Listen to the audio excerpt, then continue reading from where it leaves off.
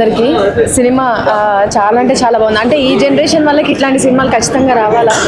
ఎవరికైనా సరే సినిమా చూసిన తర్వాత ఇసోంటి తల్లి అసోంటి తండ్రి ఉండాలని ఖచ్చితంగా అనుకుంటారు. అసోంటి కొడుకు మాత్రం ఉండొద్దు అనుకుంటారు. గుడిసెట్టేదవా ఏదో పెద్దదో ఈ సినిమాలో లాస్ట్లో మారిండి, అది వేరే విషయం అనుకో. అంటే మార్పు అనేది ఖచ్చితంగా వస్తుంది, కాకపోతే కొంచెం టైం పడుతుంది. అమ్మ నిజంగా మిమ్మల్ని చూసి నేను ఎంత అంటే ఎంత ఏడ్చినాను. నేనే ఏడ్చుకునే చేశాను అది చాలా బాగుందమ్మా.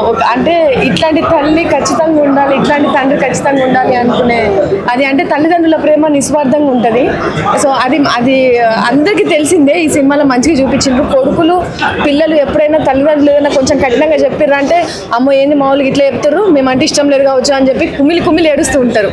ఈ సినిమా చూస్తే తల్లిదండ్రులు ఎందుకు మన విషయంలో అట్లా బిహేవ్ చేస్తారు అనేది అర్థమవుతుంది. డెఫినెట్లీ అందరూ వచ్చి థియేటర్లకు వచ్చి రామం రాఘవం సినిమా చూడుర్రి.